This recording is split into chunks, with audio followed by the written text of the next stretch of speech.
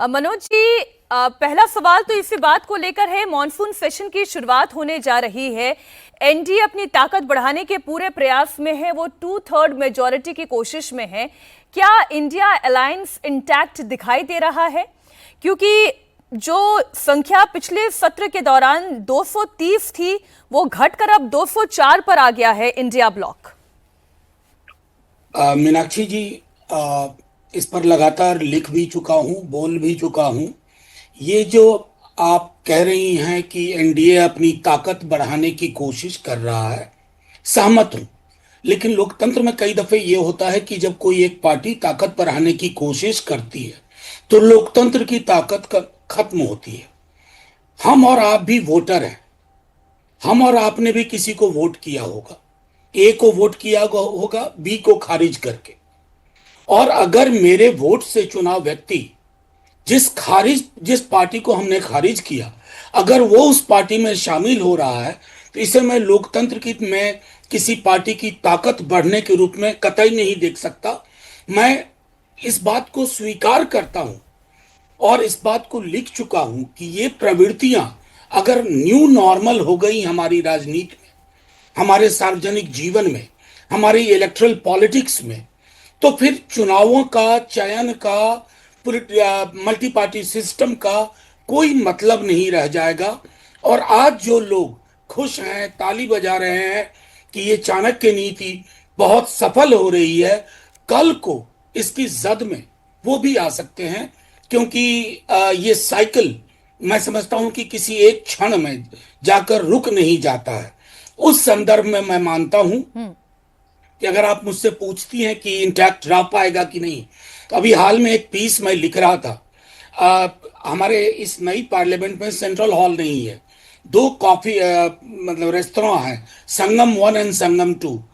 तो अब तो ये भी एहसास हुआ करेगा प्रतिदिन कि अभी जिसके साथ कॉफी पी रहा हूं और काफी वैचारिक लेवल पर बात हो रही है, कॉफी खत्म होते होते वो व्यक्ति विशेष इधर है या उधर है। ये एक व्यक्ति को लेकर के ही या व्यक्तियों के समूह को लेकर के चिंता नहीं है।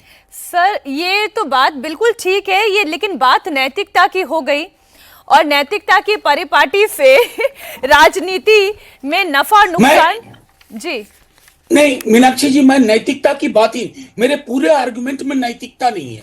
मेरे पूरे आर्गुमेंट में है कि वोटर का डिसीजन, जो लोकतंत्र को मतदाता महफूज रखता है, अगर मतदाता के निर्णय को पलट दिया जाए तो ये नैतिकता का सवाल नहीं है, ये लोकतंत्र की मौलिकता का सवाल है। और मैं दो लोगों को कोट करता हूं, दोनों लोग विपरीत परिस्थिति के थे, विपरीत दलों में, विग और टोरी, बेंजामिन डिज़रेली एंड ग्लैडस्टोन।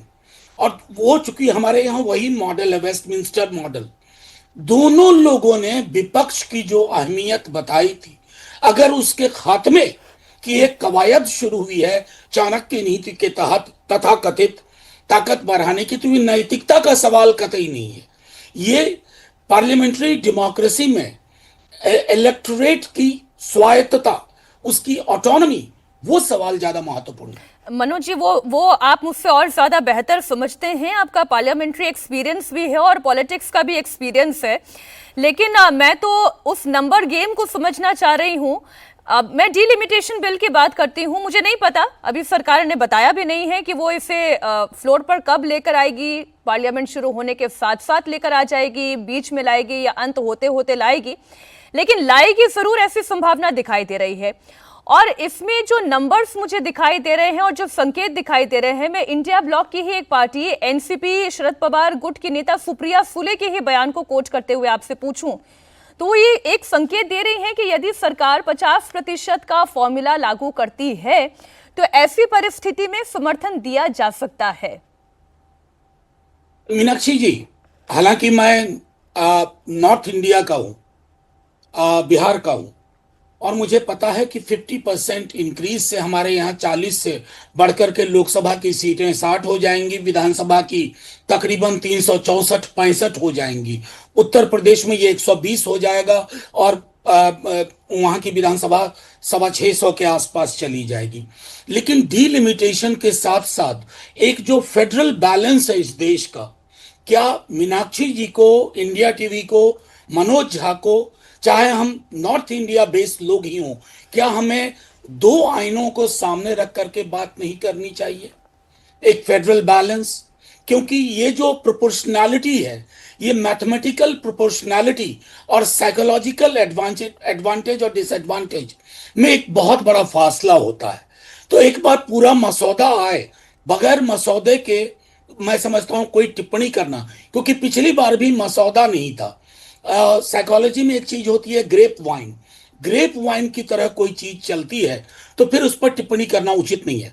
हालांकि मैंने आपको ये स्पष्ट कर दिया कि आज की डेट में जो स्थिति है, हम नहीं चाहते हैं, हमारी तो क्रिकेट टीम तक को लोग नॉर्थ साउथ में बांट चुके हैं। जब जिस देश में इतनी चीजें, चुनौतियां हो, तो हर एक कदम हमें बहुत सावधानी से फूक फूक करके रिप्रेजेंटेशन की अहमियत, साथ ही फेडरल बैलेंस को मेंटेन करना, ये हमारी प्राथमिकता होनी चाहिए। सरकार में यूपीए, एनडीए हो या इंडिया ब्लॉक हो या कोई तीसरा हो।